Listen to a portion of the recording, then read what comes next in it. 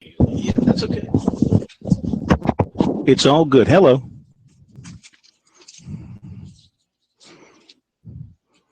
No pro tonight? Oh, that's right. He's gone somewhere, isn't he? Oh, good. I like it that way. I like it when it's all me. I will have, I'll be streaming here in a minute. Maybe. Is there anything I can use?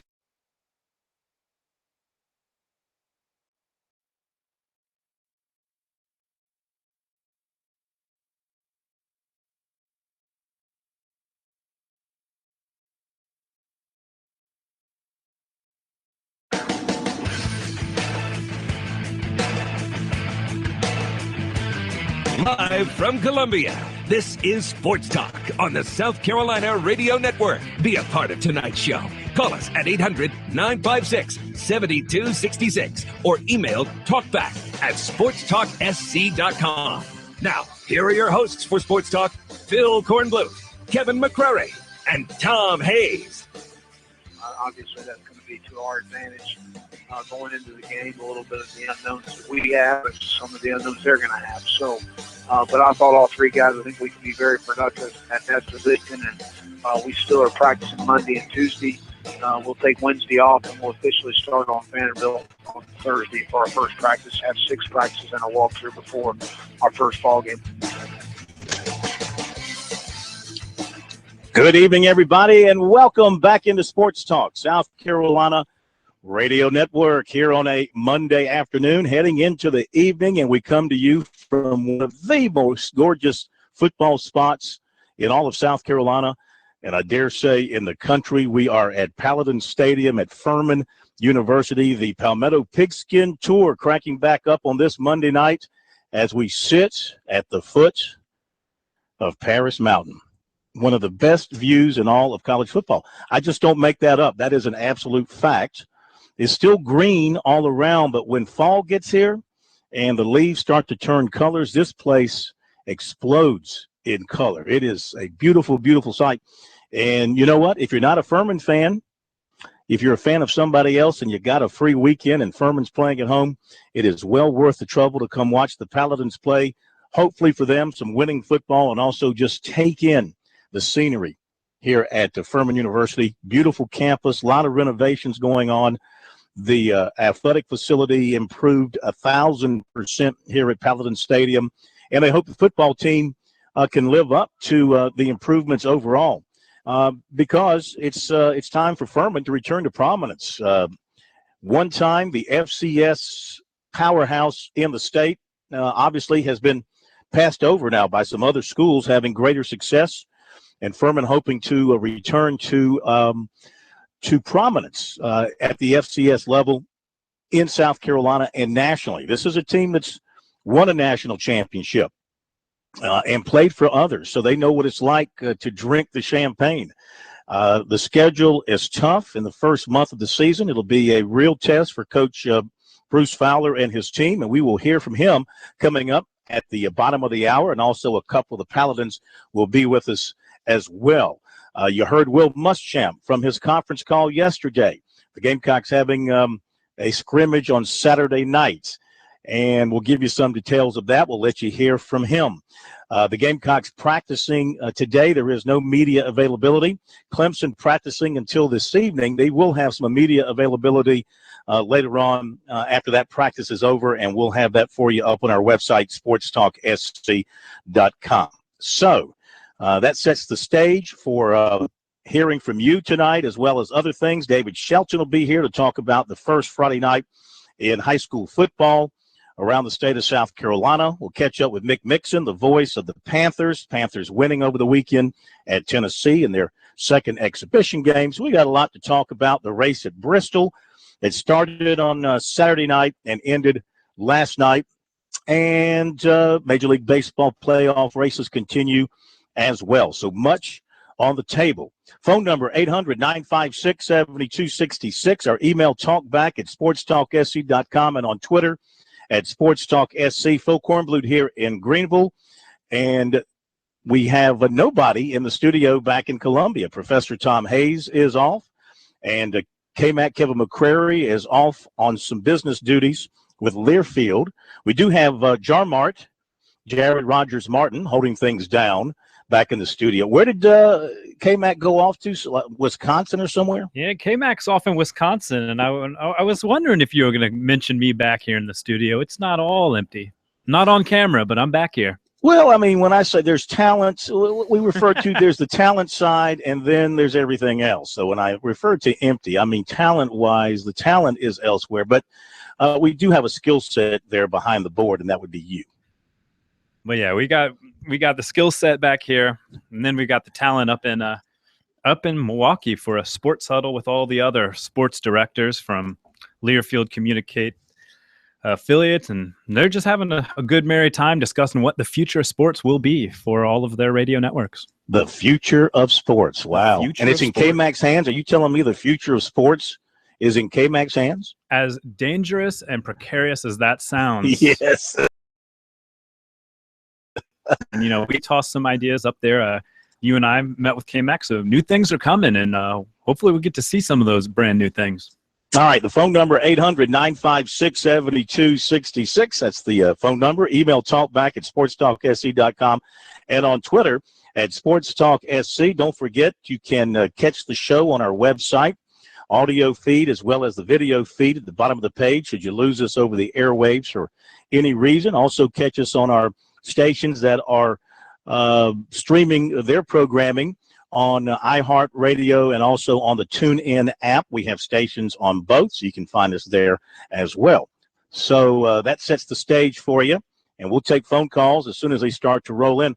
And, here we go. Another weekend is behind us, so we are really into game week in South Carolina now because Charleston Southern plays on Saturday at North Dakota State. So we do have a team in our state which is ready to tee it up for real on Saturday. And then the Gamecocks open up the following Thursday. We've got a couple of teams playing on that Thursday of next week. So it's coming quickly. All the talking season is practically over in every aspect, and it's time to get ready to tee it up and play the games for real. And the players are anxious to do that.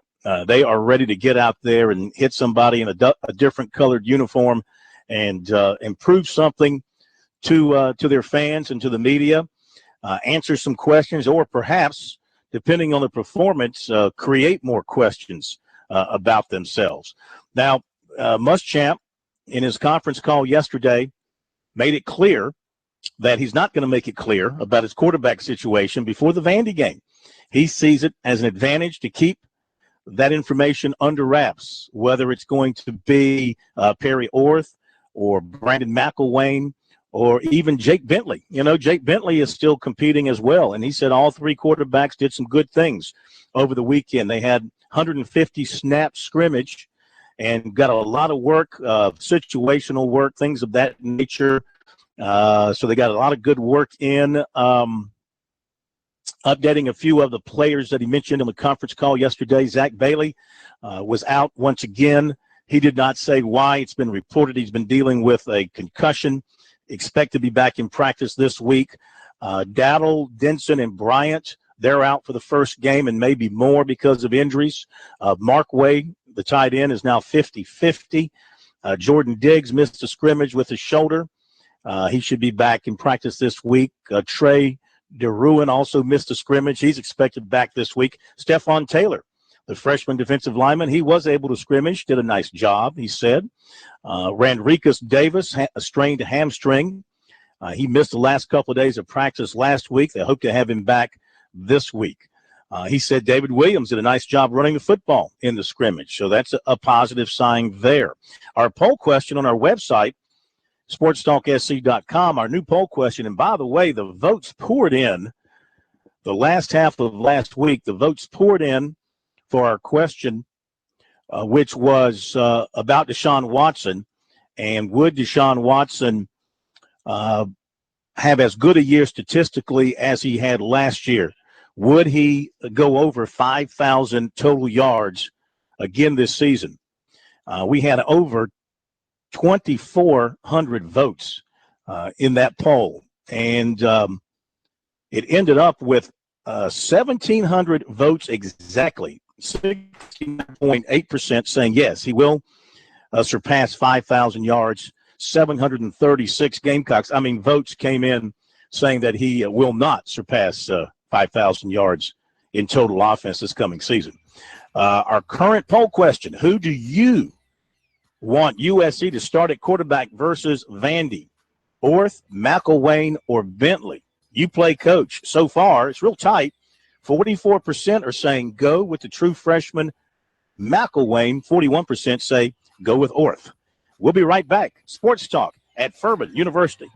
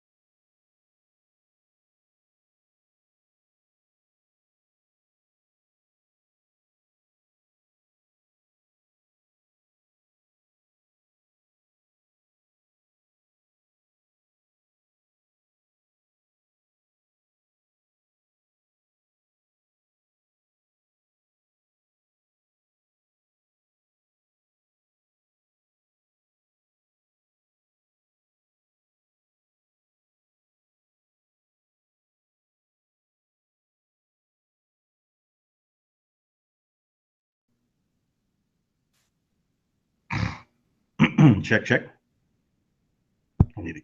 Yes, I need to. 1 2 1 2.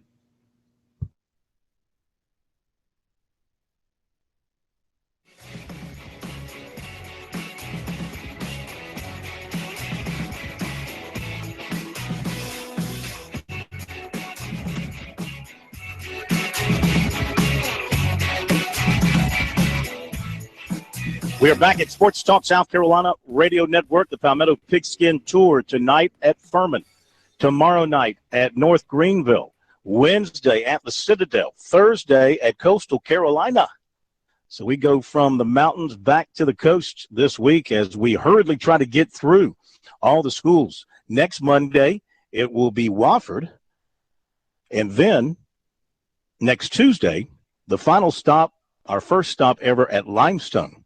So we will have hit all 10 schools in the state not named USC or Clemson on our Palmetto Pigskin Tour. And then from Limestone to Nashville, we head west to prepare for USC and Vanderbilt. Speaking of a couple of other notes here, Marcus Lattimore. Marcus, what are you doing?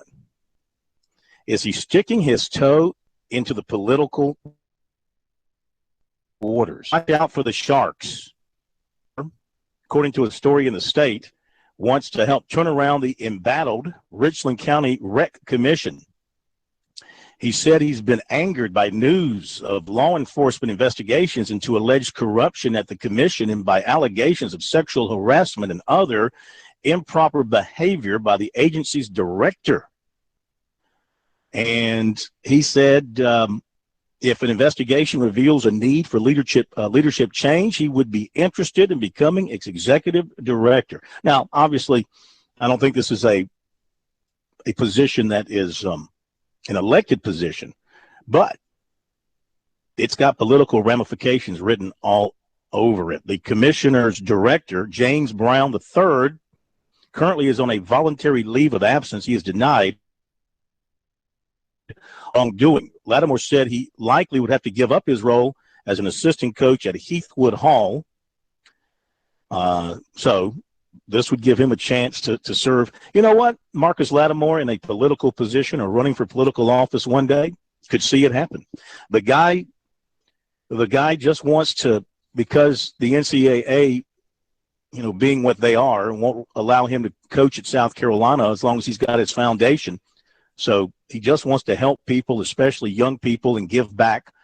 Who can blame him for that? And this would be maybe a bigger opportunity for him to reach more people that way. So best of luck if that indeed becomes the case. Auburn graduate transfer Marshall Taylor has rejoined the football program, according to AL.com, citing an anonymous source. He is a transfer from Miami of Ohio. He had 2 interceptions last season. He is immediately eligible to play. It's not known if he'll be ready in time for the Clemson game on September 3rd. They need help in their secondary because they've had a couple of injuries back there, and this guy would give them some immediate help. LSU got some immediate help and some big news. The big nose tackle, Trevante Valentine, is now eligible after receiving a passing grade in an intercession class, whatever that is. The school has confirmed the passing grade, which means he is eligible for this season. He joined the team August 16th. He's been practicing with the team a little more than a week after being cleared as a transfer. He's coming in from Mississippi Gulf Coast Community College. He's a big guy. And with LSU moving to a 3-4 alignment, they see him as a guy who can really handle the nose position and the opposing center. The AP preseason ranking came out yesterday. If you did not see it, Clemson number 2, Alabama number 1, just as they ended last season. Oklahoma number 3, Florida State 4, LSU 5, then Ohio State, Michigan, Stanford, Tennessee, and Notre Dame in your top 10. You saw where Notre Dame dismissed a player yesterday and suspended another because of off-the-field infractions over the weekend. Ole Miss at number 11, then Michigan State, TCU, Washington, and Houston. UCLA at 16, followed by Iowa, then Georgia, Louisville, Southern Cal. Then it's Oklahoma State, North Carolina, Baylor, Oregon, and Florida. Will had a comment about the poll. I don't think you'll hear it in this piece we're about to play. He was asked what he thought about preseason polls, and he said, how'd he put it? It's not worth the newspaper it's written on. So he doesn't put a whole lot of stock into the preseason stuff, and you really shouldn't. Very seldom is the number 1 team in the preseason the number one team at the end of the season. But it does give you a starting point. And what it does do, of course, the AP poll doesn't really factor into anything. It's just for conversation purposes. But the other poll, the poll, and when they get around to the playoff poll, where you start, the better chance you have of getting back there should you lose a game. Start down at the bottom and lose a game, it's really tough for you to climb all the way back up. I mentioned Muschamp. Here is some of what he said on his conference call yesterday reviewing the scrimmage on Saturday night.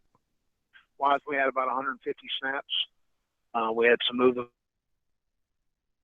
balls, some red for the half, end of game situations, and then coming off the goal, I thought the situational work was outstanding for our team. I thought we responded extremely well to everything we threw at them. Special teams we hit on all phases. As far as that's concerned, I thought all the quarterbacks looked good. At this time, we're not ready to name a starter before Vanderbilt. Obviously, that's going to be to our advantage going into the game. A little bit of the unknowns that we have is some of the unknowns they're going to have. So, but I thought all three guys, I think we could be very productive at that position. And we still are practicing Monday and Tuesday. We'll take Wednesday off, and we'll officially start on Vanderbilt on Thursday for our first practice, have 6 practices and a walkthrough before our first ball game. But offensively, we were very efficient. We had a better tempo, which I still want to improve on, but we threw it extremely well. Hayden Hurst, Devo Samuel, Brian Evers, and Casey Crosby all had big plays in the scrimmage as far as catching the ball down the field. I thought we ran it well when we ran it, and we didn't turn the ball over. Defensively, Taylor Stallworth continues to have a very good camp. Bryson Allen Williams, John Walton, and TJ Holloman, I thought, were all very productive at the linebacker position. Rashad Fenton continues to have an outstanding camp. And 2 freshmen that continue to show up is T.J. Brunson and Dennis Warren. Both of those guys are going to play good football for us this year. But we need to continue to develop more rushers up front, be more disruptive up front in the run and pass game. We didn't have any turnovers, which obviously is great for the offense and not good for the defense. So it's better that we're protecting the ball. Special teams, A.J. Turner had a big kick return that I was pleased with. I thought we blocked it extremely well. But for the most part, I thought we protected and covered well. And I thought we were solid as far as the kicking was concerned. Again, a lot of good situational work. Very pleased with how we've progressed from the last scrimmage to this scrimmage offensively. I thought our effort on defense was much better. Will, it's Dave. Looking at David Williams, has he responded from that first week of practice? Where is he running right now? Well, I thought David did a nice job last night. He got behind his pads on 2 separate occasions that really jumped out at me at inside zone on the goal line where he got behind his pads, and then a sideline swing pass where we had some defenders coming inside out, and he leveraged his pads and didn't stutter and ran through some people. So just got to continue to do that. I don't know that we have a pecking order other than AJ being, our number 1 back, but it's going to be by committee. We're not going to you don't make it through this season in the Southeastern Conference with 1 back. That's not going to happen. Rod Talley's done some nice things. David's done some nice things as well. Will, this is Josh. Do you know yet if you'll play 2 quarterbacks in the opener? There's a possibility of that. There's a very strong possibility of that.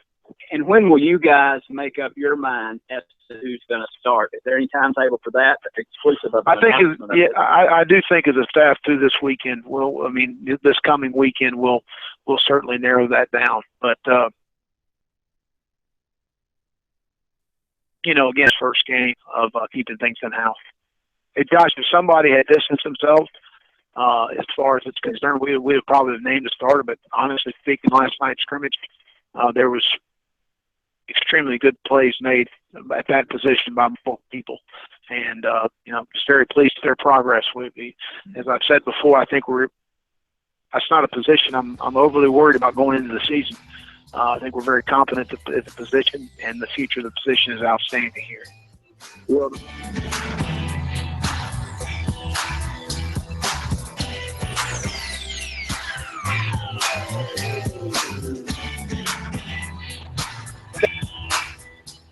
Furman in a moment.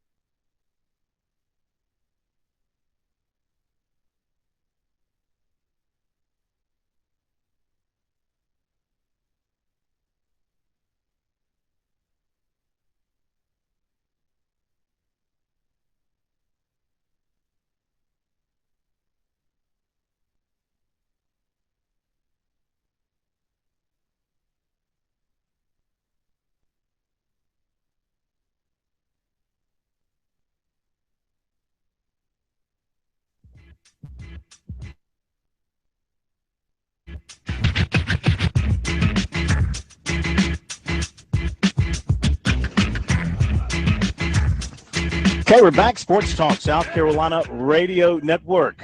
It's the Palmetto Pigskin Tour. On this Monday night, we're at Furman University here in the press box at Paladin Stadium.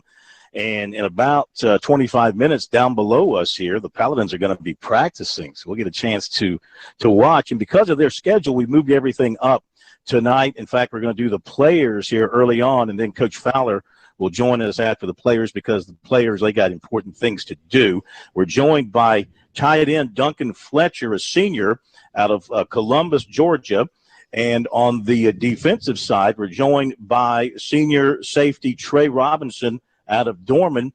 These are two outstanding players. Duncan, a second-team All-Southern Conference selection. Trey, a first-team All-Southern Conference selection. It's good to have both of you with us. Duncan, tell us about camp so far, preparation for this season. How do you feel here with the season coming up in less than 2 weeks now? So we're ready to go. Wish the season was starting this week with Michigan State. We've had a great camp. I'd say since me and Trey have been here, this is our fourth camp, and I would without a doubt say this has been our toughest in a good way. We've been working the hardest we've worked, and we're ready to go, like I said. Why this one? You say you work the hardest. Is it just a different approach from the coaches, a different mindset with the players? I think it's a little bit of both. I think we do have a different approach, and particularly the details and team. You know, our focus has been on team. and hard work and sacrifice, and then the attitude of the players. We've had a tough couple of seasons, and we don't want to accept that this year. So we're working hard to change things. You had 36 catches 2 years ago, some injuries last year, dropped off to 15. How big a part can you play in the offense being healthy? Well, I think I just want to play my role, whether that's blocking or catching, and I think I've been working hard to progress as a blocker, as I've gone on, and I think if I'm healthy, I can really do things to help our offense in a way that I haven't last year and even the year before. You started out here as a quarterback. That's right. Yes, mentally, how did you make that transition from quarterback to a physical tight end? Right. I think mentally it was probably easier, the transition. It was nice to have the knowledge of the offense moving to tight end. I think that really helped me. Physically, I hadn't really been hitting people much, and so there was a fun little mountain to climb there. Yeah. But I've enjoyed it, and so it's been fun. Trey, you ever get locked up with this guy on a pass play? Oh, definitely. Yeah. I would make it my mission to make sure in one-on-ones or whatever it be, I go against the best one we have. Yeah. Is he tough? Definitely. Yeah. He is. It's amazing him going from quarterback and seeing us coming in together, seeing how he's gone from quarterback to an all-Southern Conference tight end. Yeah. How's the defense looking? How do you see it from the back end where you're kind of roaming around back there looking to pick off passes and things of that nature? How do you see things developing up front? I see a lot of confidence. I see this is year 2 in an entire new defense. I just see a lot more confidence, a lot more sure in your technique, more sound in what you have to do, and a lot of people flying around. Yeah, as a result of that, second year, much more of a comfort level, maybe less thinking and more reacting on the defensive side? I would definitely agree with that. It was the first year was a lot of people understood their assignment but didn't understand the scheme around it, and people are understanding where they fit in with the entirety of the defense, and you're seeing a lot more people just reacting and playing like we know we can.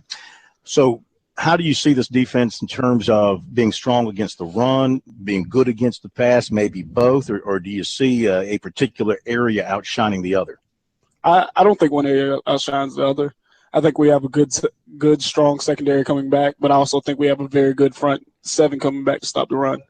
So just playing consistently will be the determining factor in which side wavers the most. 4 interceptions for you last year. That's a good number back there in the safety. Do they use you as sort of a guy roaming around center field and just following the quarterback and going where the flow is?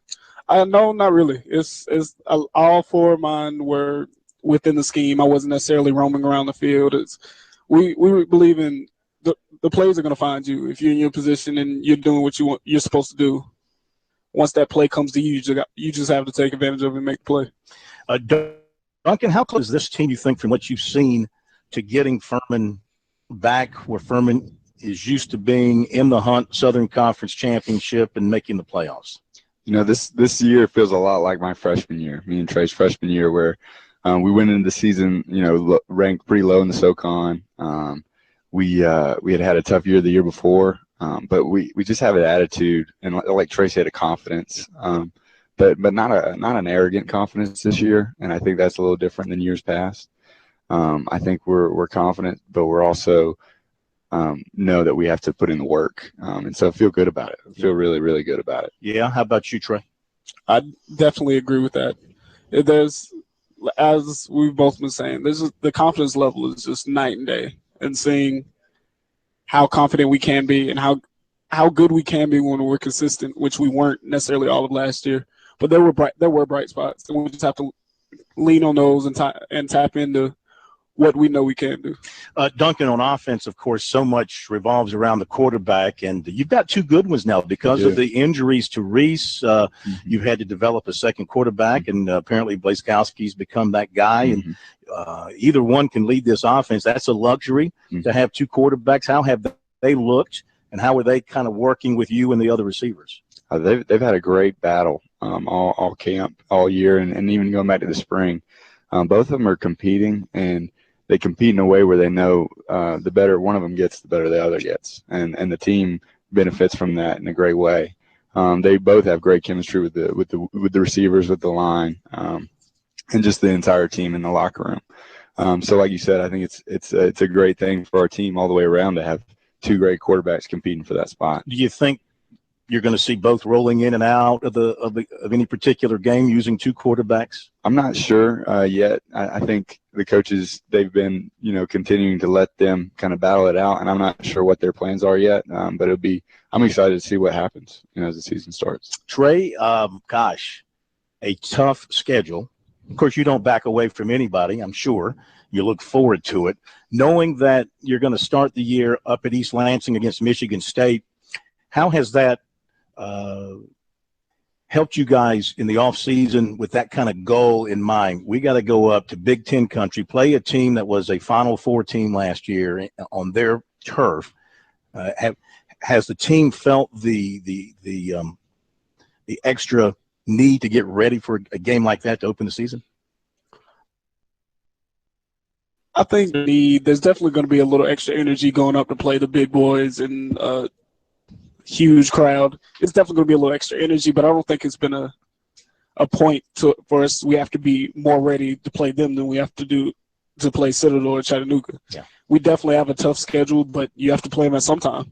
I mean, it doesn't matter if you play them all in 5 weeks, so you spread it out during the season. You're going to have to play them at some point and just prepare every week like it's day one, game 1, week 0, and we'll be ready to go. Of course, Duncan, you guys to play, every year. So going into these big stadiums, going up to East Lansing, all the tradition up there with the Spartans, you think you guys will be phased at all? Oh, we love it. We really do. And I think that's probably the same for the other small schools, but it's a great opportunity for us to just, like Trey said, the energy is definitely different. Playing in front of that many people on a big stage, it's a blast, and we've started, I think pretty much every year since we've been here, we've started those games well. And we need to really be consistent the entire game this year. Well, it's going to be a very interesting start for you guys. You got a chance to really set the tone early in one direction or another, and I know you guys want that needle pointing up, huh? Mm-hmm. Yeah, Yes, sir. For sure. And school starts tomorrow. That's right. Yes, sir. No wonder you look stressed out. The football's easy, right? That's right. Around here, yeah. football is easy. It's that stuff up the hill that's a bit of a problem. Listen, best of luck to you guys. We hope it goes great for you. Hope to see you during the season, and especially hope to see you in the postseason. Yes, sir. Thank you very much. Sure, appreciate Trey it. Robinson and Duncan Fletcher, the Furman Paladins, with us here tonight. When we come back from the break here on the Palmetto Pigskin Tour, Coach Bruce Fowler will be along. I'm sure he's in coaching mode with practice set to begin in 15 minutes. So I look forward to having him with us. We'll be back here at Paladin Stadium in a moment.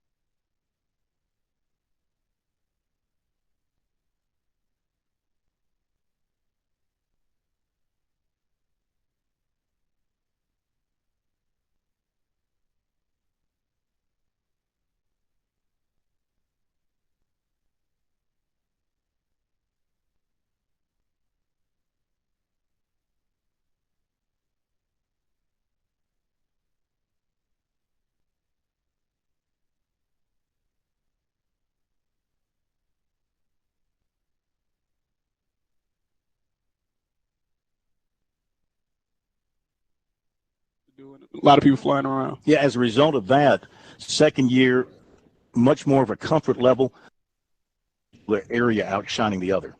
I don't think one area outshines the other. I think we have a good, strong secondary coming back, but I also think we have a very good front seven coming back to stop the run. So just playing consistently will be the determining factor in which side wavers the most. 4 interceptions for you.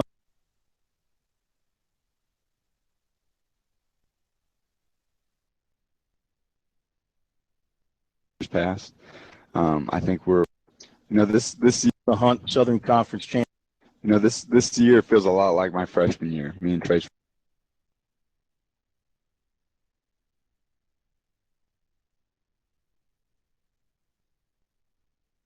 But I think it's a great thing for our team all the way around to have.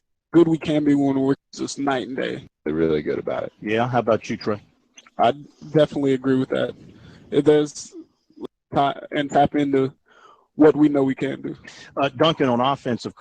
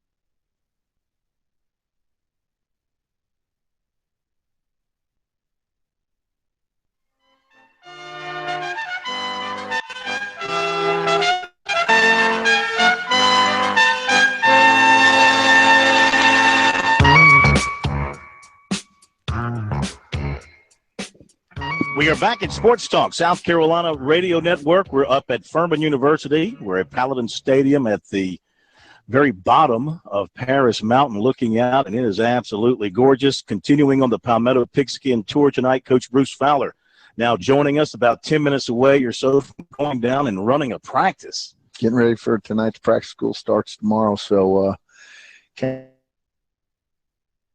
and a lot going on. You're with us, you're being kind, and you're talking to us, but you got to go down there and run a practice. Well, we've had all day and really set and ready to go. We met with the players earlier, so it's been a full day of football, and we're ready to go. This has been at it a few weeks now and had some really good sessions. We got a lot of, I think, you want your team to be able to go out there and practice on their own, and I wish I could say I know for certain we were at that point, but I think they're in pretty good shape. Well, the 2 guys we just talked to, tremendous individual people. I can tell that, students and football players. And if the rest of your crowd are like these 2, then you got a pretty good football team. Yeah, I think they're pretty representative of the rest of our guys. Those 2 guys are outstanding players also, but like you said, student-wise, just, the type of people they are. And as far as leadership goes, they provide a lot of that. But not just on our football team, but, in the student body. They're 2 guys in the Furman community that really make a difference. Last year, boy, one of those years you'll look back, you had, again, some close losses left you out of the postseason. I know you're looking for a bounce-back year, a tough opening month. How have you kind of girded this team for what is ahead for it in the first 4 weeks? Well, a couple of different things. You reflect back on last year, and we just weren't a very good football team at times. And at other times, we were a pretty good football team, and just very inconsistent. And there's some reasons for that we've worked very hard to improve. We've doing things a little bit different, and just one of those things is just really concentrating on what we need to get better at. And you hear coaches say that all the time, and I say it a lot. But I think this team does that really well, kind of day to day, and the schedule falls the way it does, and we really it is a tough schedule as far as if you look on last year's records. Everybody, Michigan State obviously is a top team in the country for the last several years. And then, we started off with the next 3 games against FCS teams that are all 3 highly ranked in preseason and finished the year in the playoffs last year. So, it'll be a good test for us. But I think the one thing is our guys have stayed focused on what we need to do, and I think they're excited about, getting out the gate and playing against a good team in Michigan State. Absolutely. Well, look, I mean, when you get past Michigan State, who knows how that will go? I think most people have an idea. They think how it's going to go. Yeah, You never know when you tee it up. But then you get to those next three, and that's really going to kind of set the tone for you moving forward because, as you said, all three are excellent FCS teams. And win a couple of those games, all of a sudden people sit up and take notice. I mean, last year you beat Central Florida, which we know they had a tough year, but you still went down there and beat them. Then you beat VMI, you beat South Carolina State. It looked like things were rolling for you. Right. And then it kind of went the other way. And that's what, it's not easy to always put your finger on exactly what happened, but we certainly were inconsistent. You look back at it, we weren't very dynamic as far as making plays on either side of the ball. We had some, problems just creating big plays on defense as far as turnovers go, and we didn't get hardly any sacks, and then tackles for loss, and positive defensive plays. We just didn't get very many. And offensively, we didn't turn the ball over a lot, but we weren't very good on first and second down.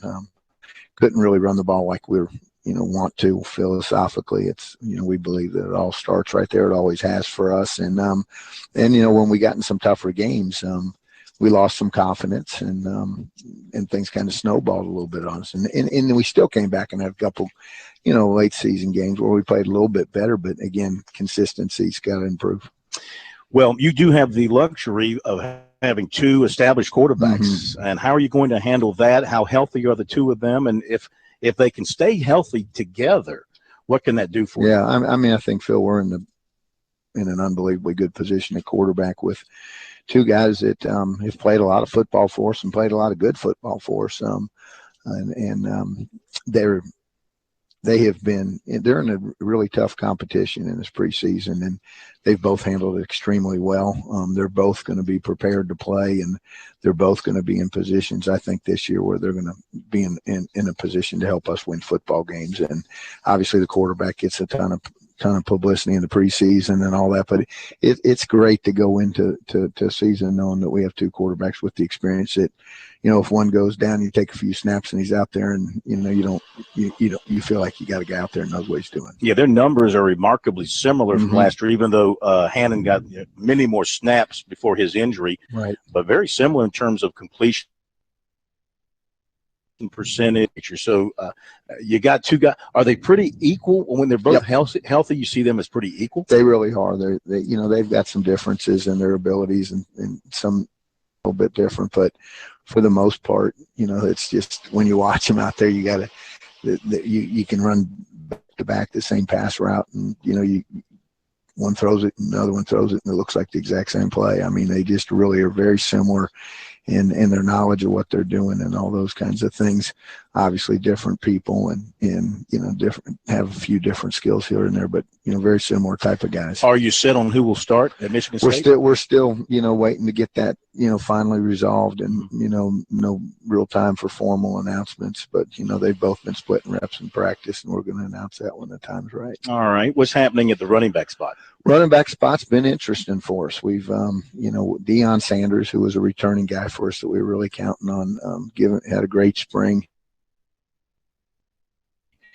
2 to 3 days before reporting date was working out, and just a non-contact thing, caught a pass from a friend and turned up while working out and twisted his knee, and then but we've had great work out of Darius Moorhead, a freshman out of Nashville, that's come in and done a great job for us, and we're excited about him. Can you get the running game going again? I think so. Yeah. I think, our offensive line is a year more experienced. We've got 5 freshmen in here that have competed very well. Some of them are going to get some playing time, and, it may take them a little while to get some experience, but good players. And we're really confident in what we're doing right now, and looking better every day. All right. What do you like about your defense?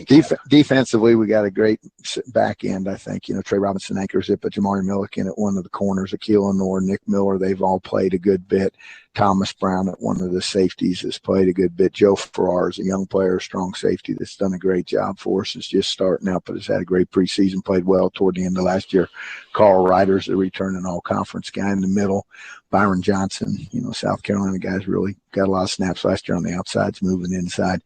And then, up front, those guys got to come along a little bit, but that'll kind of be by committee. Brian Ross, returning defensive end, is probably our anchor up there right now. Special teams look good. Special teams, John Croft Hollingsworth's done all our plays kicking. It's 9-12 last year, hit 3 from over 50. So he's got a strong leg, consistency, again, getting better every day. Feel like this team can get you back to postseason? I do. I feel that way every year. I don't want to, right. It's always better to look back on it and say this is what we did than look forward and say this is what we're going to do. But if practice is an indication, it's been very enjoyable. It's been a hard-working crew. We've had a hard camp, but we've got some good leaders, and I think we can stay the course. Good luck to you up there in East Lansing. Phil, thanks, man. We're getting ready to go. We'll talk to you before then. And, gosh, we sure hope it goes well for you and can see you guys back in the postseason. That'd be wonderful. Yeah, we're looking forward to it. And thanks for all you do for us. And appreciate you being here. Our pleasure. Thanks for taking time out because I can tell you're anxious to get down on the field. I'm kind of looking to see what's going on. Okay. Thank you very much. I can tell. Those answers were getting a little bit faster and a little bit shorter because it's getting time. Period one's about to start down there. So, all right, thanks to Coach Bruce Fowler, and thanks to the Paladin players for being with us here tonight at Paladin Stadium for our Palmetto Pigskin Tour. And it'll be kind of neat to watch the Paladins work out while we're talking. We're not going to divulge any secrets or anything like that. We pinky swore we keep things under wraps here, but I didn't know they're going to run the wishbone this year, Hunter. You didn't tell me Furman was going to break out in the wishbone. My goodness. Wofford and said it'll be aware. Those spies around the Southern Conference are paying attention. Okay, it's the top of the hour break. We've got much more coming up in hour number 2. David Shelton, Mick Mixon, and I think we're going to bring you a little Deshaun Watson as well as we continue here on Sports Talk on a Monday night from Furman and from Columbia.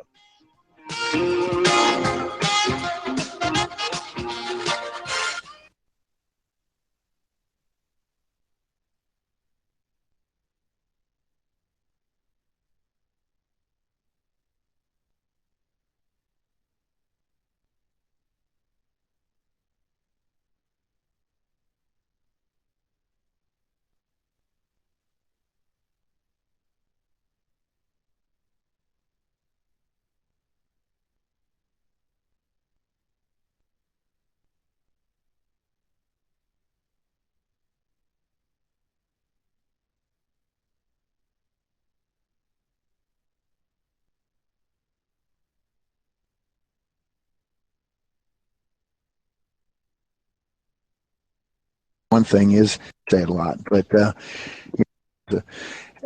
top team in the country. So close losses. How have you kind of girded this team for what is ahead for it in the first 4 weeks?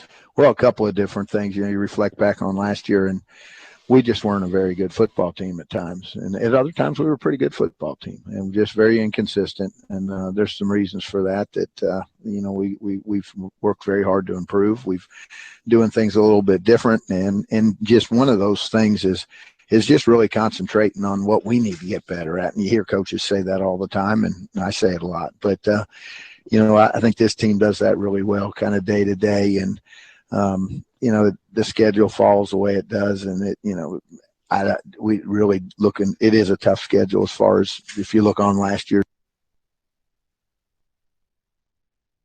Is just really concentrating on what we need to get better at. And you hear coaches say that all the time, and I say it a lot. But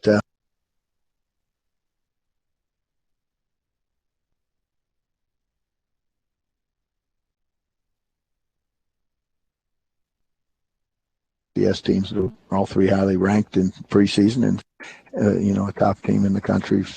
As far as if you look on last year's records, everybody, Michigan State obviously is a top team in the country for the last several years. And then, we start off with the next 3 games against FCS teams that are all 3 highly ranked in preseason and finish the year in the playoffs last year. So, it'll be a good test for us. But I think the one thing is our guys have stayed focused on what we need to do. And I think they're excited about, getting out the gate and playing against a good team in Michigan State. Absolutely. Well, look, I mean,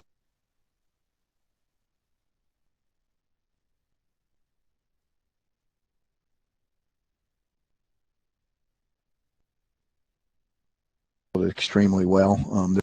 and they have been a good position at quarterback with two guys.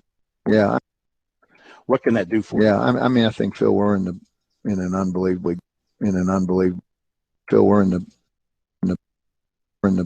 an unbelievably good position. We're in an unbelievably good position at quarterback with two guys that have played a lot of football for us and played a lot of good football for us. And they're in a really tough competition in this preseason, and they've both handled it extremely well. They're both going to be prepared to play, and they're both going to be in positions, I think, this year where they're going to be in a position to help us win football games. And obviously the quarterback gets a ton of publicity in the preseason and all that, but it's great to go into season knowing that we have two quarterbacks with the experience that, if one goes down, you take a few snaps and he's out there, and you feel like you got a guy out there and knows what he's doing. Yeah, their numbers are remarkably. First and second down, we're problems just creating big. We had some problems just creating big plays on defense.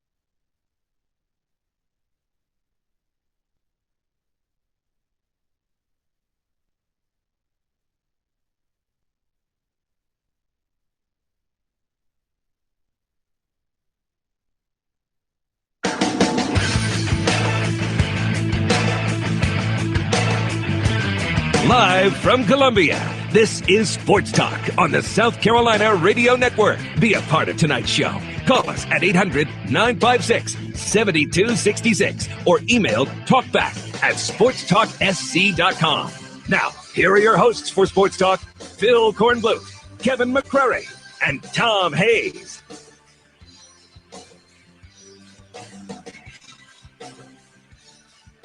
Okay, we're back at Sports Talk, South Carolina Radio Network, here on a Monday night from Paladin Stadium at Furman, where we are on the Palmetto Pigskin Tour. And we thank, of course, the folks from Furman for being along with us here tonight. Had a great time talking with them. And tomorrow night we'll be at North Greenville College. For the first time, the Palmetto Pigskin Tour makes a stop at North Greenville University. I guess I should call them university.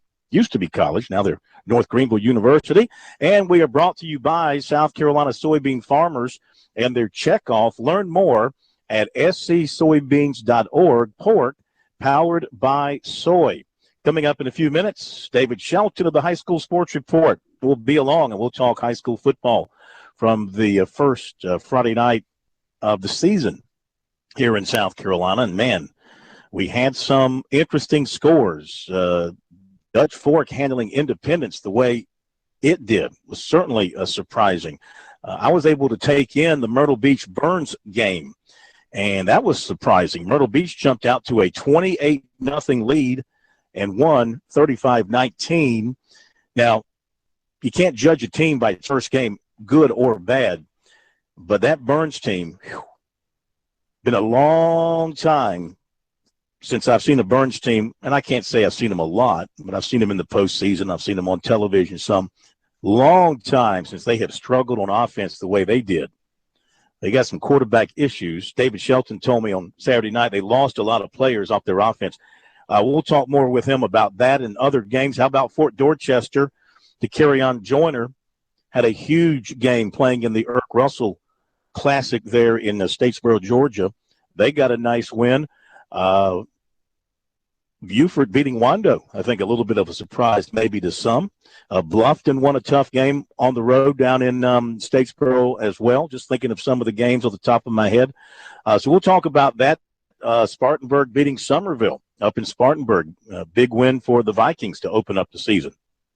More coming up with David Shelton. We'll hear from Mick Mixon, voice of the Panthers, as well coming up. Let me give you some recruiting here on this Monday night. Of course, we backed it up a little bit because of having Furman on in the first hour. So we will give you a few recruiting notes right now. Basketball and football. First in football, linebacker T.J. Menifee, Lebanon, Tennessee. USC, of course, verbally offered him in the summer after seeing him in a camp in Nashville. He came in for a USC camp, worked out for the Gamecocks there, and they continue to be interested in him. He says he hears from recruiter Bobby Bentley pretty regularly, but he's not really pushing him for any kind of a commitment or a decision right now. And he is looking at USC, Texas A&M, Georgia Tech, Tennessee, Louisville, and Cincinnati for his official visits. He said Cincinnati and UAB have been talking to him strongly of late, and Texas A&M recruiter John Chavis plans to scout him in an upcoming game. He said there's no leader, but he does like Cincinnati a lot.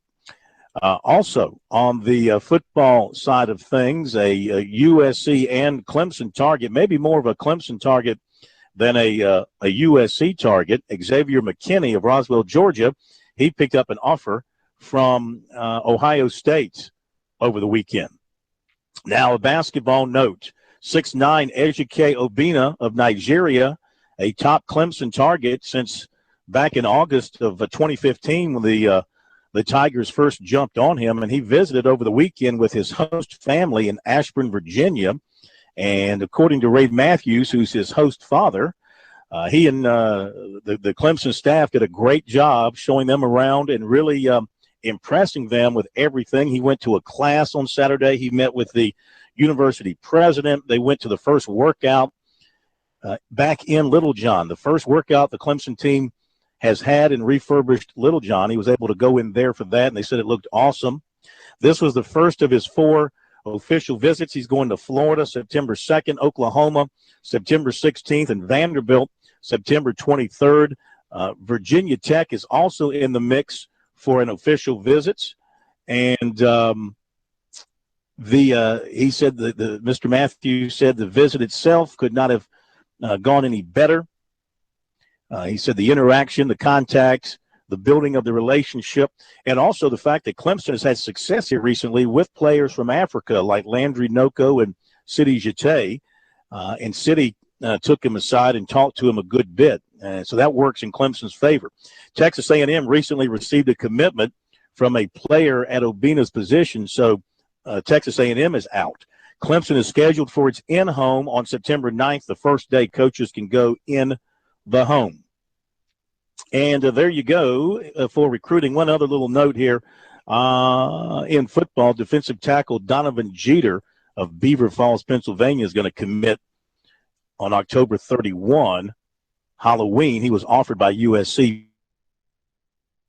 back in. So there you go, recruiting for the most part kind of calming down, except for those players who are making decisions. Certainly Friday was an active day with USC and Clemson getting commitments. Those players who are set on making their announcements, they'll keep things kind of revved up a little bit. We've got Malik Herring, for example, his decision coming on the 25th.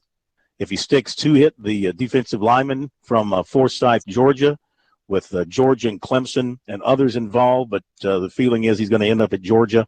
But a lot of players now getting more involved with their own seasons and focusing on their schools and not worrying too much with recruiting right now, just trying to have a good season and help their team win games. Now, Clemson is practicing until after 7 o'clock tonight, and so we won't have any fresh interviews from the Tigers until later on this evening. We'll put those up on our website, sportstalksc.com. Our last access was Thursday after the scrimmage, and Deshaun Watson, of course, the Clemson quarterback, didn't do a whole lot in that scrimmage. They don't need to – I think they understand pretty much what he can do. He doesn't have to show too much. But he did come over to talk to the media, give an update on the offense and his performance in camp thus far. Here is what the Heisman Trophy finalist from last year and the Heisman Trophy front runner for this year had to say.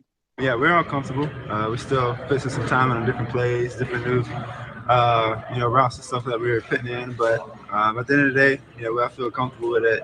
All my receivers that I've been having the chance to go in the game with or practice with, and we're all comfortable with one another and can communicate well. So it's been good. How close is this offense to being ready to go play Auburn? We're not close. We still have 3 weeks. We still, it's camp, so we're putting in a lot of information, a lot of different things. So we're not where we want to be, and we won't be until later on in the season. It's a work in progress, and great teams always get better each day. They don't ever get complacent or decide when they're ready or finish off. Trying to grind to be where they want to be. How confident are you in your preparation so far in camp? Do you think you've done exactly what you wanted to do so far? I feel good. I'm confident, comfortable. I trust my guys. I trust my coaching staff and what they prepare me with. Trust the trainers and the weightlifting coaches that they put the muscle on of their off-season training camp and keeping me healthy. So it's been good so far. Especially last year, you guys thrived off being the underdog or people not believing in you. That's not the case this year. You guys are ranked number 2. You've been on covers and all that. Any fear that, not just individually, but as a team, the expectations will get too high and the wait being too long going in? Expectation always been best, and so that's the highest you can be. And there's never been a 15-0 team. There's never been what we did last year. The program never had other than the 81 team. So it wasn't we have our own expectations, so we don't live up to any media or anyone else's. We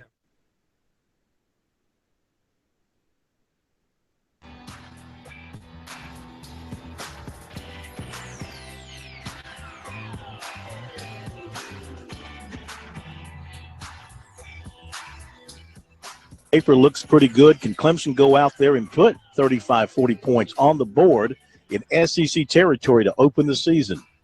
It's going to be a fun game to watch for sure. David Shelton coming up.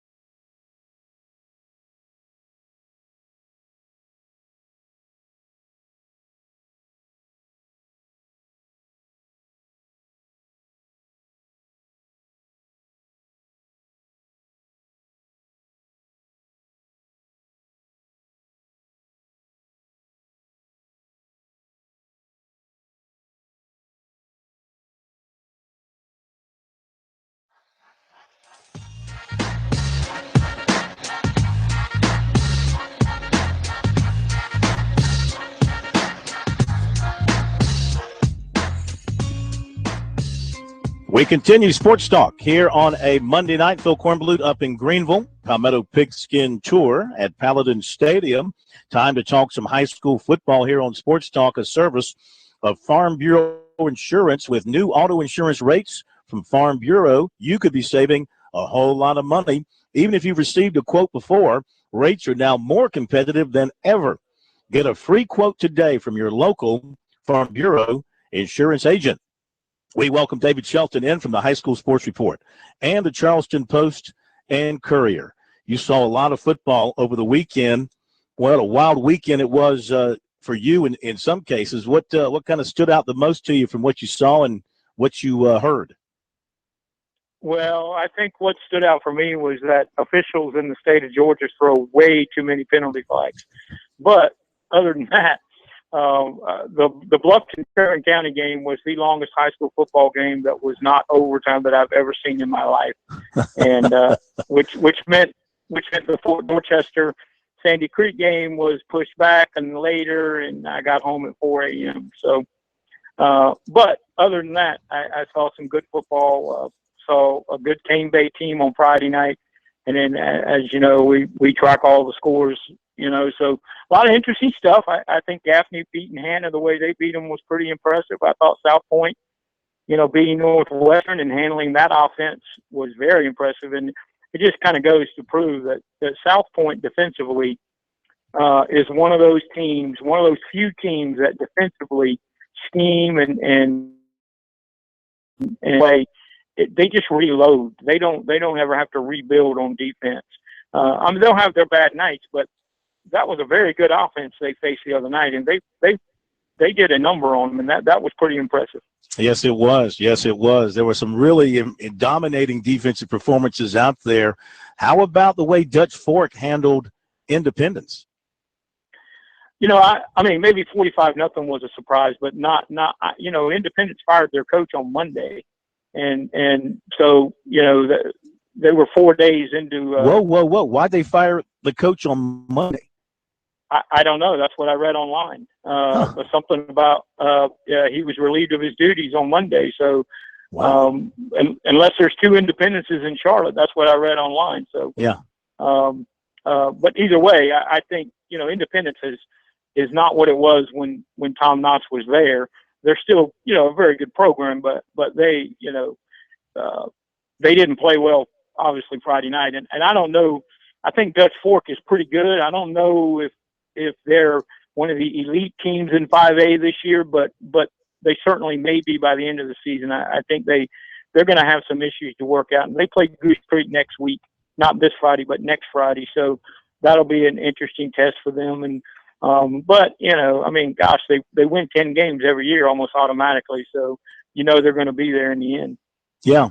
Talking with David Shelton, High School Sports Report. You got a chance to watch DeCarrion Joyner do his thing, and gosh, he was pretty impressive. Yeah, he was. The secondary for Sandy Creek was certainly not. He found some wide open. I'm talking wide open receivers. They got behind that secondary often, and he's the type of athlete that you put pressure on him and he rolls out and he gets away from the pressure. And then if you're not covering those speed guys down the field, they get open and he just slings it down there 50 yards. The guy runs under and it's an 80-yard touchdown. But, he's not what I would call a marksman, with his passing, but he's got a good arm and he makes plays. He extends plays and makes plays with his legs. And man, they are hard to cover. I don't know if there's a secondary in high school that can cover all those guys. Even their tight end gets open. I mean, now they couldn't run the ball. They had no success running except when DeCarrion would break down a play and get some rushing yards. But they're going to be hard to stop. Defensively, they got run on pretty good. So not quite as dominant as I expected. But then again, the team they played, Sandy Creek, was really good offensively in terms of their running game. They had two Division I commits. One didn't even play. They said their best back didn't even play, and they still had 300 yards rushing on them. All right. Now, as far as a team that going into the season, you weren't real sure about, who went out Friday night and kind of made a little bit of a statement? I'm not talking about the established programs like Fort D or Spartanburg or even Dutch Fork. I'm talking about somebody that you were a little iffy about, but they went out and they played really, really well, and maybe an indication that they're going to be a good team. Anybody like that jump out at you? Oh, yeah, without a doubt. I think Gaffney was the one that I was quite iffy about just because they lost 15 starters. And they were playing a TL Hanna team that can really move the football in a variety of ways with some really good players. And to be honest, I didn't see the game, but just from reading about it and following on Twitter or whatever, it wasn't close. Gaffney dominated the football game, and that one surprised me a little bit because I thought Hanna still may be a contender, but Gaffney, with all those new guys on the field, shut down that offense pretty effectively. I was in Myrtle Beach, and I saw Myrtle Beach and Burns play on Saturday night. First of all, great setting for high school football. Burns people, boy, did they travel. They filled up the entire visitor side, and they had fans standing around the rim of the field, which is encircled by a track at Doug Shaw Memorial Stadium. And then the Myrtle Beach side was not full, but had a near, not quite. But anyway, David, I was shocked by what I saw. Now, I didn't know all that much about either going in, except they're two high-powered teams traditionally. Myrtle Beach jumped out to a 28-0 lead. Burns looked awful. That's the only way to put it. I was just, and when I say shocked, I was shocked by how poorly Burns played. I'm talking about fumbles. I'm talking about penalties. I'm talking about no quarterbacks. Was this just a bad night for them, or is this going to be Burns this year? Well, I mean, I don't think they're going to have 6 turnovers every time they play, but they are a lot of new offensive guys, new quarterbacks, running backs, receivers. They have Gregory back, but new linemen. They are not offensively right now what they are used to seeing at Burns. And their defense actually didn't play horrible. They actually forced some punts, but they were in a lot of bad situations, and I think that game just got away from them. But offensively, Burns is not. They don't have the personnel they've had in the past, and people are just going to have to kind of get used to it for a little bit and see how it comes along. I still think they're going to be, a really good team because I think their defense is going to be pretty solid. But offensively, all through the preseason, reports from scrimmages that I were seeing or getting word of, they weren't great. So Myrtle Beach's defense is the strength of their team. So, I think that game just kind of got away from them. If they don't turn it over 6 times, maybe it's closer. Myrtle Beach is probably the better team overall. I just don't think it would have been that type of, turnovers in football. Turnovers in football can make a good team look really bad, and that's what happened on Saturday. Is it got away from them. Do you know of a transfer quarterback at Myrtle Beach that I don't think he played Saturday night, but they've kind of got him waiting in the wings? Are you familiar with that?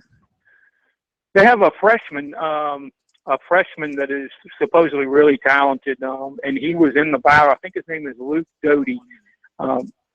Luke Doty is the freshman who battled for the starting job with Lawson Cribb.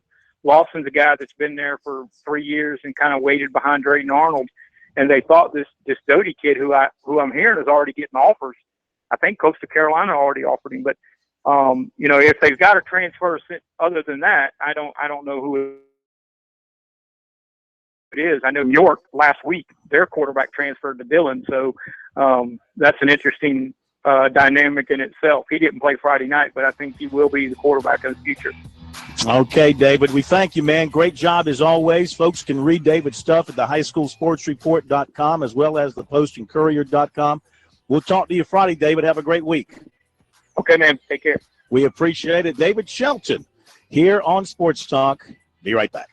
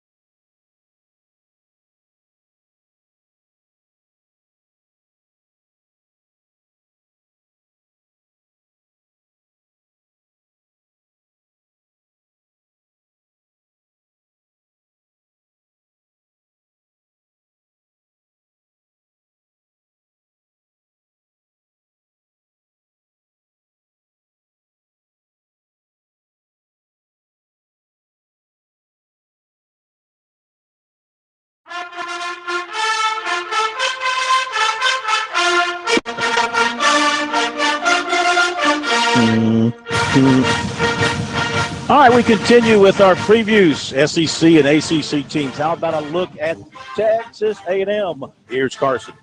Head coach Kevin Sumlin is entering his 5th year with Texas A&M, and the pressure is on to perform. The Aggies are coming off their second 8-5 season in a row, and they finished tied for 5th in the SEC West. Along with no overall record improvement, last year also marked the team's first bowl game loss since 2011, and they lost the Music City Bowl 21-27 to Louisville. But with all that being said, Sumlin does have some good news for Aggie fans when it comes to the team's offensive depth.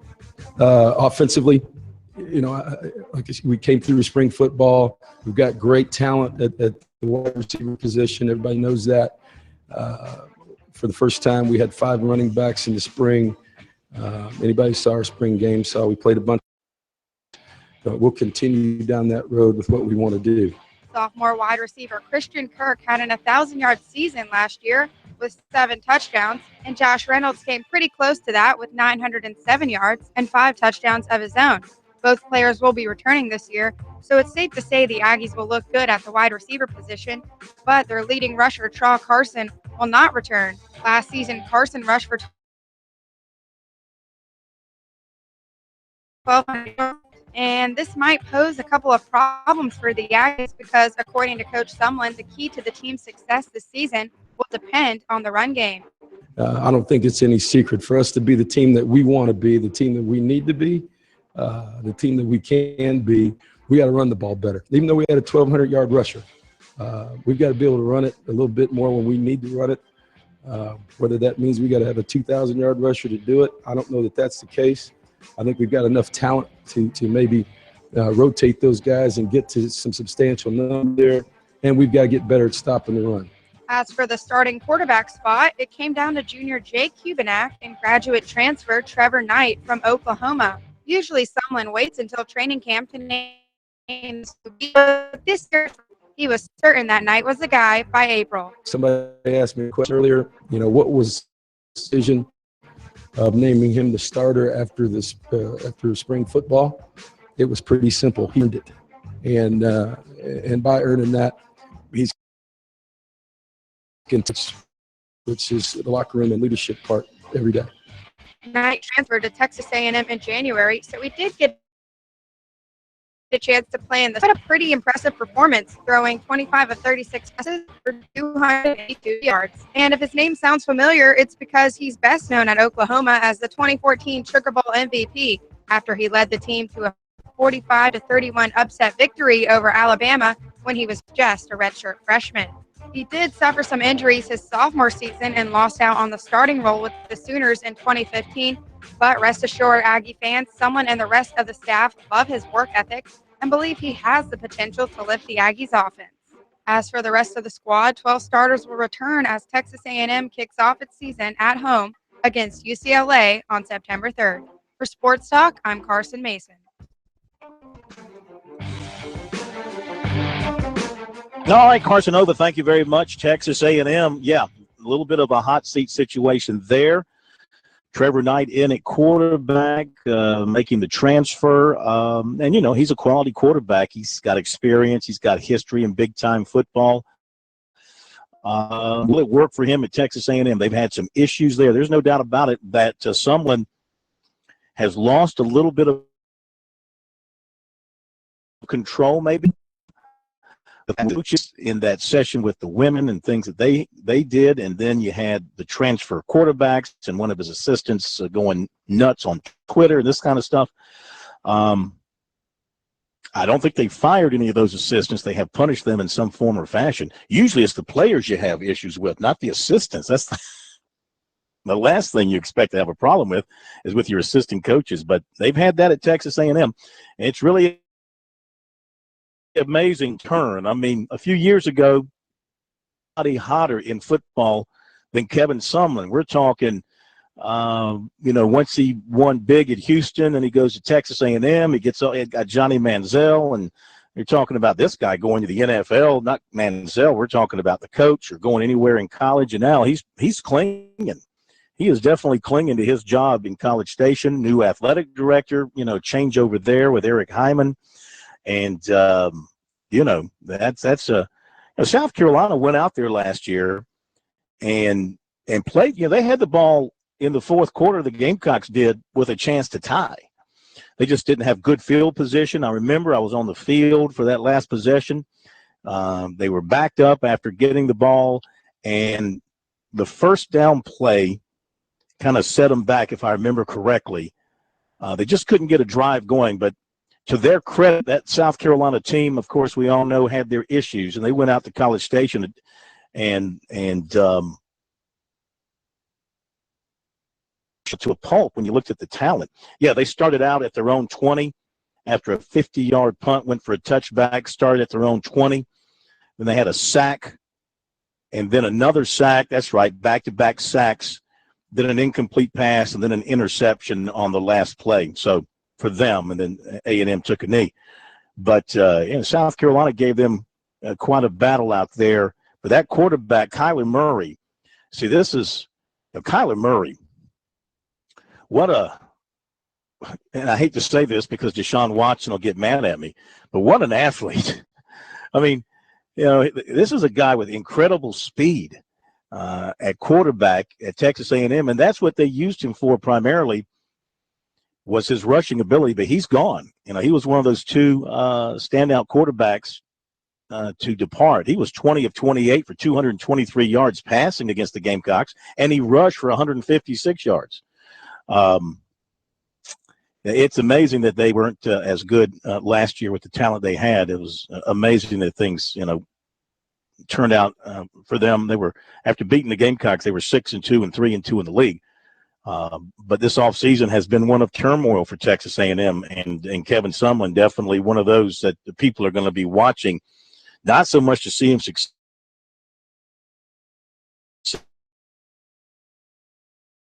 But of course, he's got the Houston program, especially if they move into the Big 12, if they're one of the teams taken into the Big 12. And if you're the Big 12 looking to expand, why wouldn't you take Houston?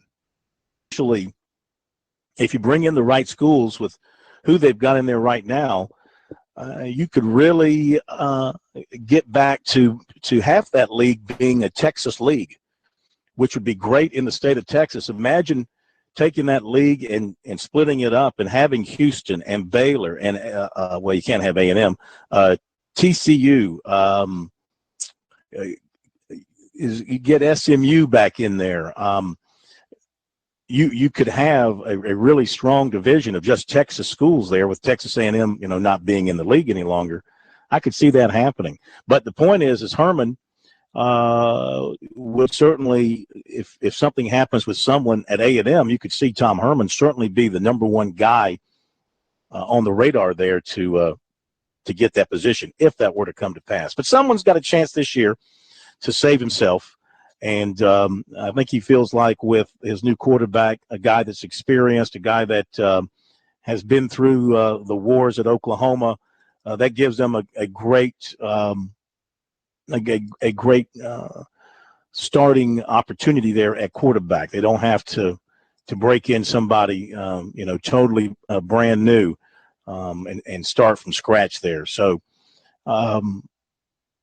Texas A&M will come into Columbia mid-season, and we'll see if the Gamecocks at that point in time, if they're good enough to put up much of a fight like they did last year. 2 years ago when A&M came to Columbia, it was a complete embarrassment for the Gamecocks. A&M opens up with UCLA at home, and then Prairie View A&M at home. They're going to see a great quarterback themselves in Josh Rosen at UCLA. He might just pass them dizzy.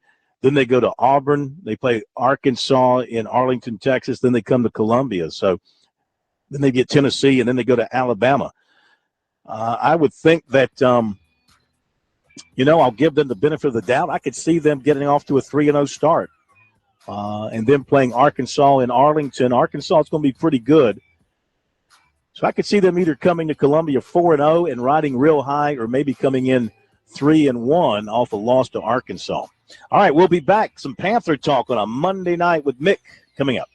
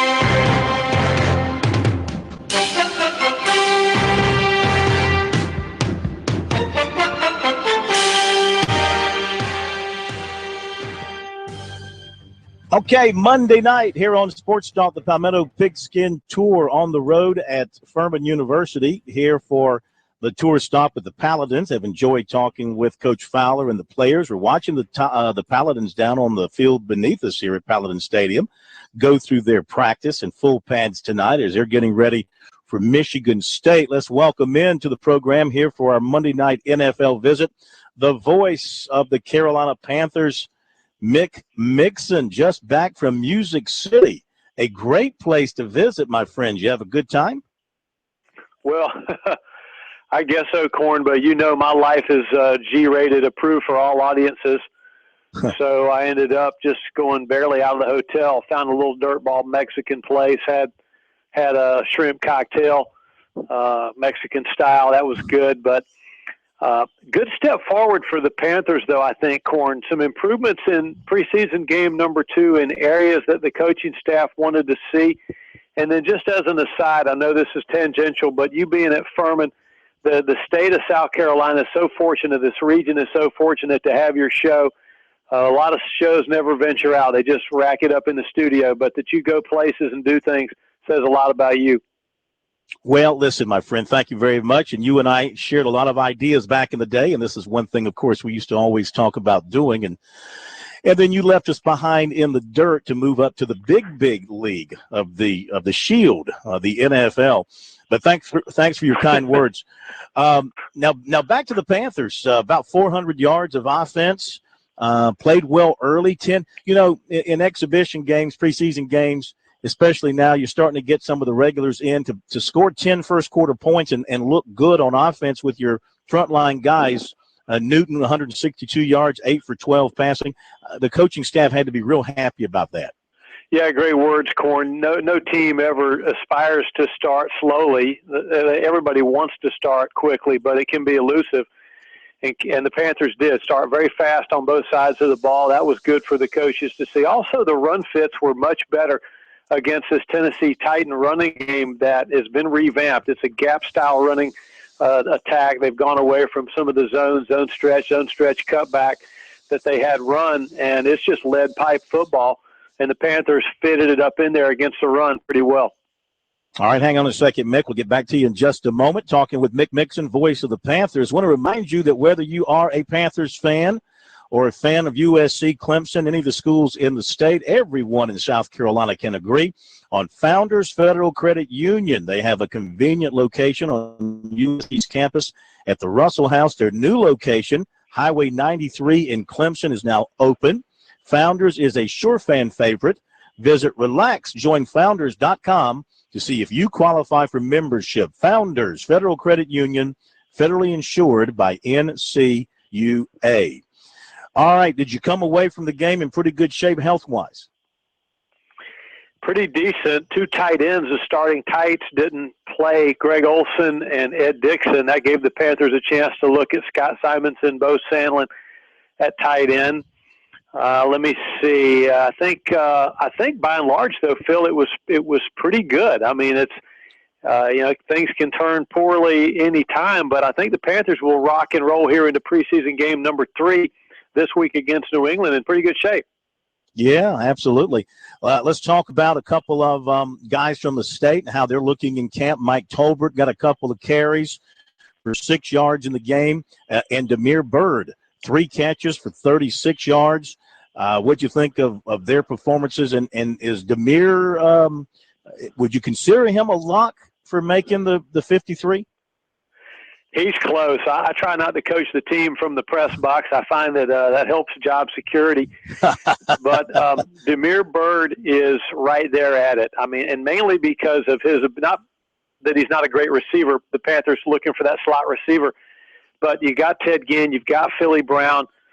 But the thing Demir Bird brings you, as well as a little bit of juice in the receiving game, is his ability to track and return punts. And that just happens to be an area that the Panthers are looking for someone in. Ted Ginn can do it. He's a natural-born return man, but I don't think the Panthers want him doing as much of that as he has done in the past. So I don't think anybody's betting against Demir Bird up here. All right, very good. 2 games in for Kelvin Benjamin. Are you seeing now a more relaxed and confident guy coming back from that terrible knee injury? Yes, sir. He's in the NFL, receivers are almost never wide open. I mean, every now and again, the defense blows a coverage or someone slips down. Quarterbacks throw to tight windows. Getting off of press coverage, getting separation against these NFL corners and safeties is incredibly hard. Benjamin's great at it. I mean, he's so long. He's so strong. He's pushing people down. He's just boxing people out like Karl Malone or Charles Barkley. So, yeah, Kelvin Benjamin's game is very close to being a plus right now. All right, Mick, you guys home against the Patriots on Friday night, your first home game of the preseason. How excited are you sensing the Panther fans, especially right there in the Charlotte metro area, to have their team back home for the first time since the run last year to the Super Bowl? Open. I mean, like I told you one time last year, we got so much excitement in Panther football. The sociology is incredible. I mean, we got Republicans and Democrats getting along.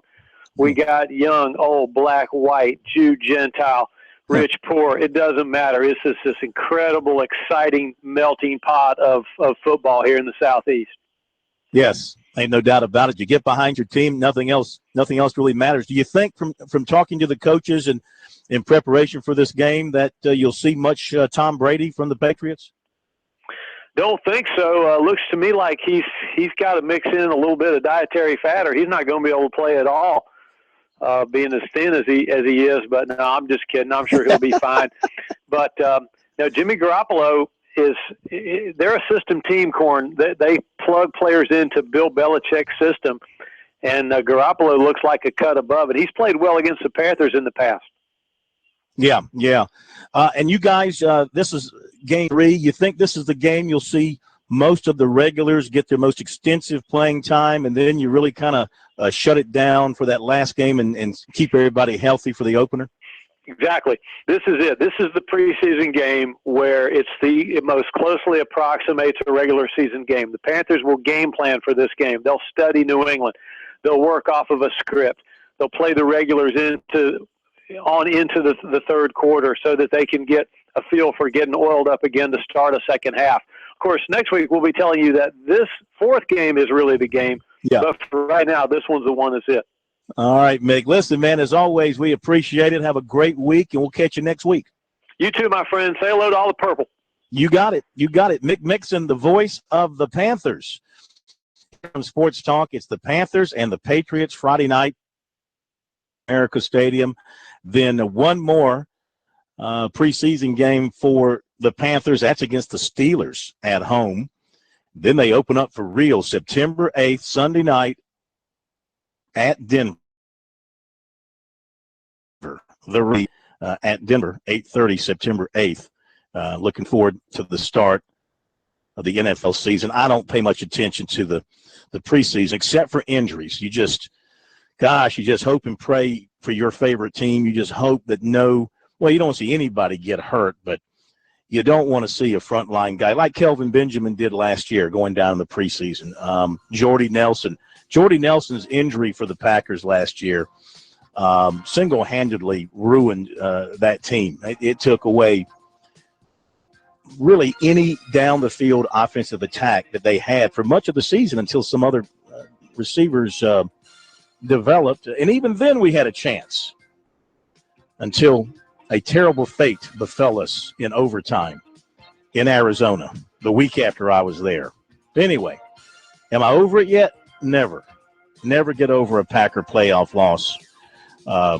Even the one that we lost in Philadelphia many years ago when Favre threw the inexplicable interception. I'm still not past that either.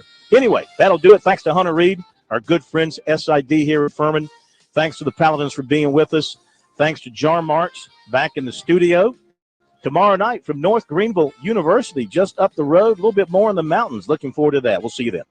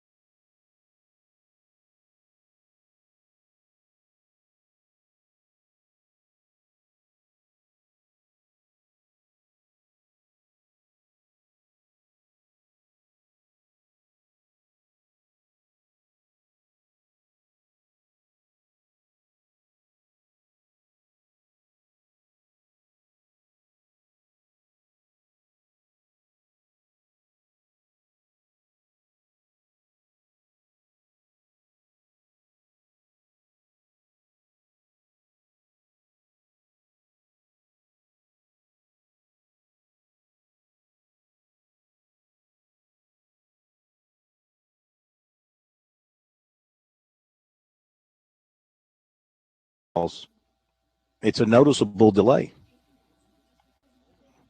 Oh, excuse me, I was talking to Hunter.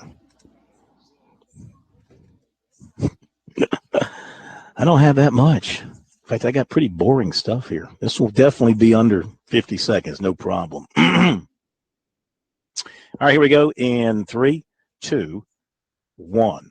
Over the weekend, the Clemson basketball staff hosted 6'9" Ejike Obinna, a native of Nigeria who goes to school in Ashburn, Virginia. That's the first of his 4, maybe 5 official visits. He had a great time, according to his host, Father Ray Matthews, who was with him on the visit. The Tigers rolled out the red carpet for him, including a visit with the university president. He's going to visit Florida September 2nd, Oklahoma on the 16th, and Vanderbilt on September 23rd. And Virginia Tech is also in the mix for a visit. In football, USC target linebacker T.J. Menifee of Lebanon, Tennessee, continues to hear from the Gamecocks. He's also looking at Texas A&M, Georgia Tech, Tennessee, Louisville, and Cincinnati. He has not yet set up any officials. And Clemson target defensive back Xavier McKinney of Roswell, Georgia, picked up an offer from Ohio State. Phil Kornblut, South Carolina Radio Network Sports. I hope so, because that was damn good for one take. Yes. I'd like for it to stay that way. Oh. Kornblut, South Carolina Radio Network Sports. How long? Yeah, gee. Can we cut? Let's see if we can cut anything.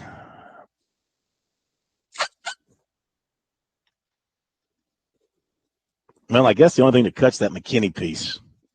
If it makes sense, if it sounds good going from he has not yet set up any officials. Yeah, that'll sound fine. Louisville and Cincinnati continues to hear from the Gamecocks. He's also looking at Texas A&M, Georgia Tech, Tennessee, Louisville, and Cincinnati. He has not yet set up any officials. And Clemson target defensive back Xavier McKinney of Roswell, Georgia, picked up an offer from South Carolina Radio Network Sports.